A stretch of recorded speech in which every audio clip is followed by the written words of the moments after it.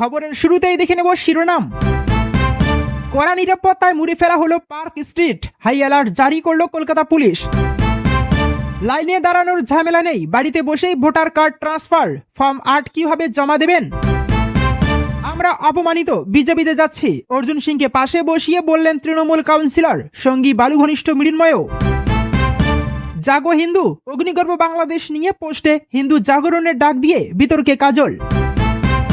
বাদ গিল শ্রেয়স আইয়ারকে নেতৃত্ব দিয়ে নিউজিল্যান্ডের বিপক্ষে ওডিআই দল প্রকাশ করল বিসিসিআই। মাথার উপর ছাদ নেই, নিউ টাউনে মাত্র 6 লক্ষ টাকায় ফ্ল্যাট দিচ্ছে মমতা সরকার। দল ঘোষণার 24 ঘন্টার মধ্যেই সিদ্ধান্ত বদল, হঠাৎ বিরাট ইউটার্ন হুমায়ুন কবিরের। নতুন দল গড়ে স্পিকারের কোপে হুমায়ুন, বিধানসভায় ডাক পাঠানোর ইঙ্গিত। ভোটার তালিকা সংশোধনে বড় ধাক্কা, শুনানিতে ডাক পড়ছে কাদের জানেন?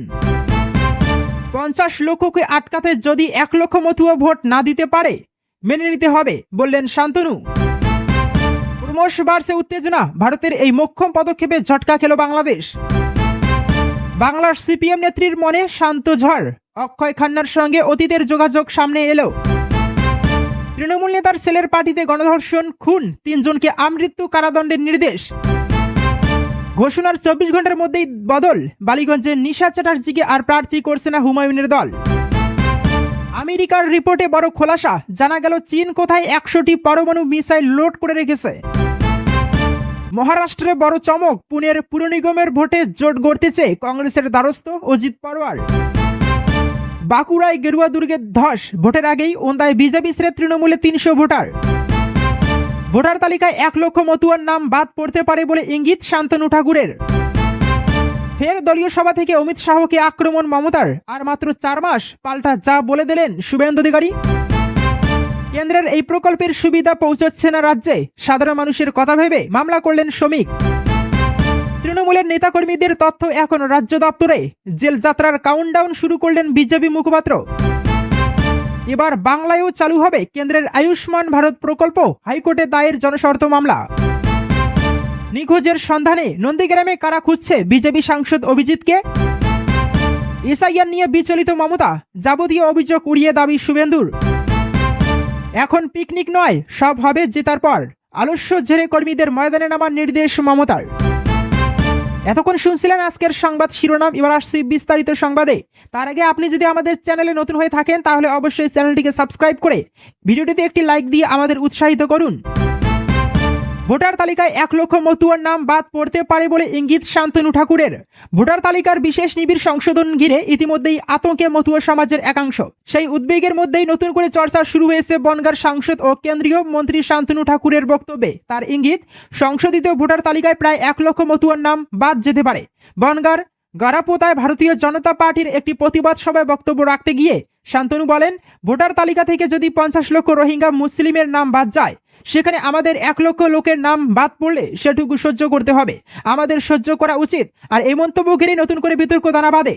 শান্তনু ঠাকুরের ব্যাখ্যা, মতুয়া উদাস্তুরা প্রাণ হাতে করেই এদেশে এসেছিলেন, তাই নথিপত্র সংক্রান্ত জটিলতায় সাময়িক সমস্যা হলেও শেষ পর্যন্ত সমাধান হবে বলেই তার দাবি। তিনি আশ্বাস দিয়ে বলেন, প্রধানমন্ত্রী নাগরিকত্ব দেওয়ার জন্য আইন করেছেন এবং মতুয়াদের নাগরিকত্ব ও ভোটাধিকার নিয়ে ভয় পাওয়ার কোনো কারণ নেই। তবে এই বক্তব্যে সন্তুষ্ট নয় বিরোধী শিবির। তৃণমূলের বনগাঁ সাংগঠনিক জেলা সভাপতি বিশ্বজিৎ দাস বলেন, আমরা বহুদিন ধরেই বলে আসছি বিজেপি মতুয়াদের ভাওতা দিচ্ছে, এখন যা ঘটছে তাতে সেই আশঙ্কাই সত্যি প্রমাণিত হচ্ছে। প্রসঙ্গত, খসড়া ভোটার তালিকা প্রকাশের আগে নির্বাচন কমিশন সূত্রে ইঙ্গিত মিলেছিল মতুয়া অধ্যুষিত একাধিক এলাকায় উল্লেখযোগ্য সংখ্যক নাম তালিকায় নেই।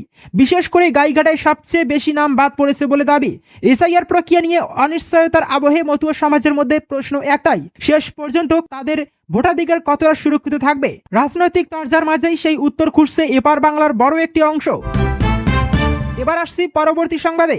বাঁকুড়ায় গেরুয়া দুর্গে ধস, ভোটের আগেই ওন্দায় বিজেপি ছেড়ে তৃণমূলে 300 ভোটার। বাঁকুড়া একসময় বিজেপির অভেদ্য দুর্গ হিসেবে পরিচিত থাকলেও 2024 লোকসভা নির্বাচনের পর থেকেই সেখানে ভাঙনের সুস্পষ্ট।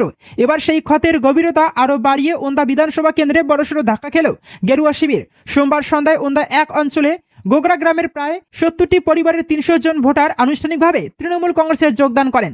যোগদানকারীদের মধ্যে 69টি পরিবার বিজেপির সক্রিয় সমর্থক ছিল এবং একটি পরিবার সিপিআইএম থেকে এসেছে। তৃণমূলের দাবি ওন্দার বিজেপি বিধায়ক অমরনাথ শাখার জনবিচ্ছিন্নতার কারণেই এই দলবদল।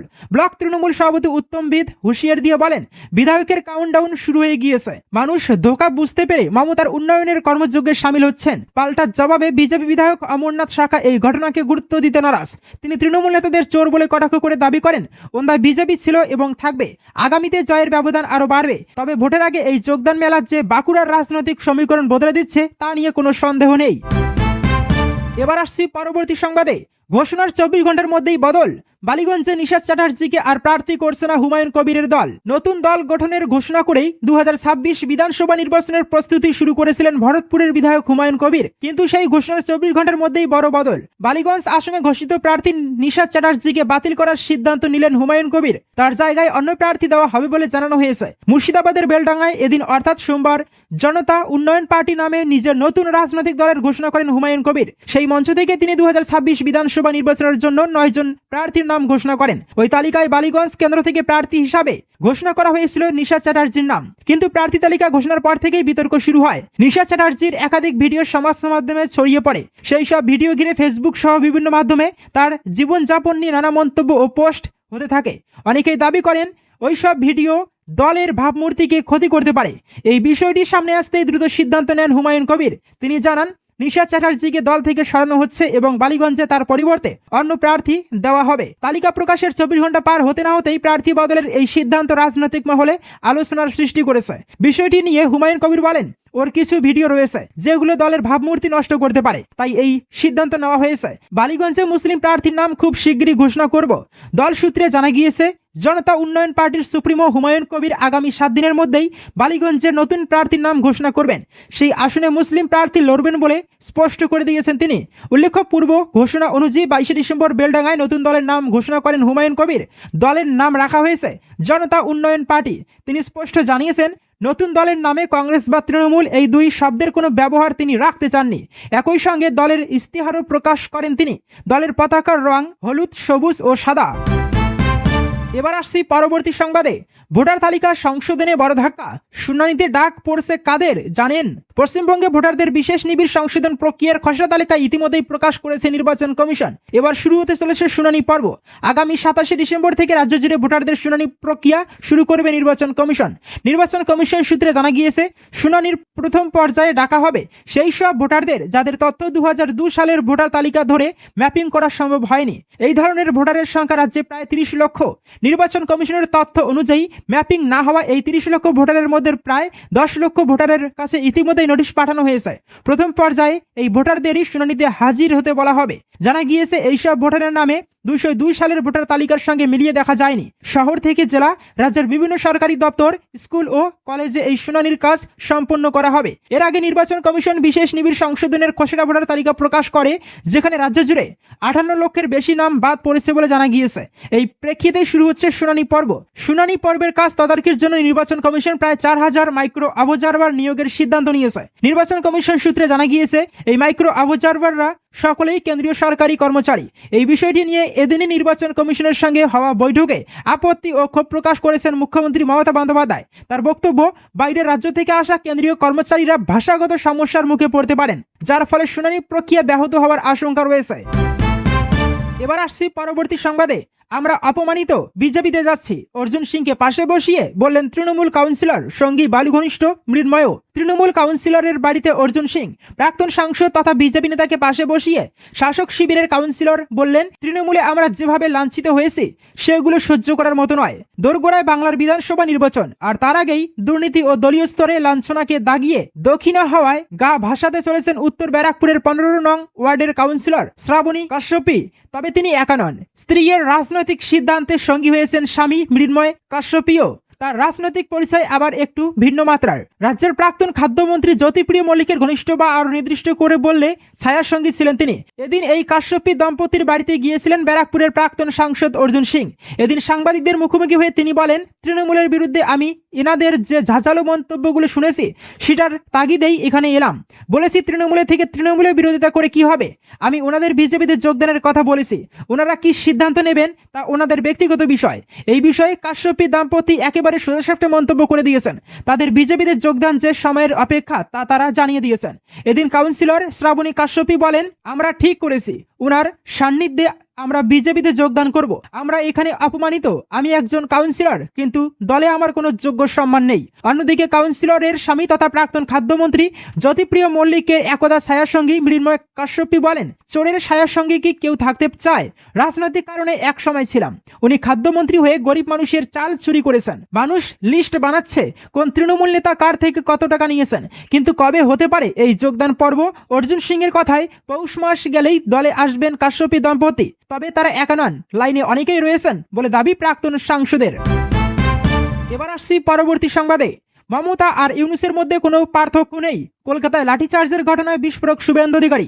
বাংলাদেশে হিন্দু সংখ্যালঘুদের উপর ক্রমাগত নির্যাতনের প্রতিবাদে কলকাতায় বাংলাদেশ হাই কমিশনের সামনে হিন্দুত্ববাদী সংগঠনগুলোর বিক্ষোভে পুলিশের লাঠিচার্জের ঘটনায় তীব্র ক্ষোভ উগরে দিলেন শুভেন্দু অধিকারী। মঙ্গলবার এই ঘটনাকে কেন্দ্র করে উত্তাল হয়ে ওঠে তিলোত্তমার রাজপথ। হিন্দু জাগরণ মঞ্চের মিছিলে পুলিশের হস্তক্ষেপের নিন্দা জানিয়ে শুভেন্দু সরাসরি মুখ্যমন্ত্রী মমতা বন্দ্যোপাধ্যায়কে বাংলাদেশের অন্তর্বর্তী সরকারের প্রধান উপদেষ্টা মোহাম্মদ ইউনূসের সঙ্গে তুলনা করেন। শুভেন্দু অধিকারী বলেন, কলকাতার বর্তমান প্রশাসন হিন্দুত্ববাদী আন্দোলনকারীদের শান্তিপূর্ণ প্রতিবাদও সহ্য করতে পারছে না। মমতা বন্দ্যোপাধ্যায় ও মোহাম্মদ ইউনূসের মধ্যে কোনো পার্থক্য নেই। তার দাবি, একদিকে রাজ্য সরকার মানবাধিকারের কথা বলে, অন্যদিকে হিন্দুদের উপর নির্যাতনের বিরুদ্ধে প্রতিবাদ করলেই লাঠি দিয়ে সেই কণ্ঠরোধ করা হয়। এটি গণতান্ত্রিক পরিকাঠামোর উপর বড় আঘাত। বিরোধী দলনেতা আরও অভিযোগ করেন যে পশ্চিমবঙ্গ সরকারের নীতি এখন সংখ্যালঘুদের অধিকার রক্ষার বদলে শান্তিপূর্ণ প্রতিবাদের উপর অত্যাচার চালানোতেই সীমাবদ্ধ। তিনি আন্তর্জাতিক সম্প্রদায়ের দৃষ্টি আকর্ষণ করে বলেন, বাংলাদেশে হিন্দুদের নিরাপত্তা নিয়ে ভারত সরকারকে কড়া পদক্ষেপ নিতে হবে। কলকাতার রাস্তায় এই পুলিশের সক্রিয়তা আসলে সাধারণ মানুষের গণতান্ত্রিক অধিকারের অবমাননা বলেই তিনি মন্তব্য করেন।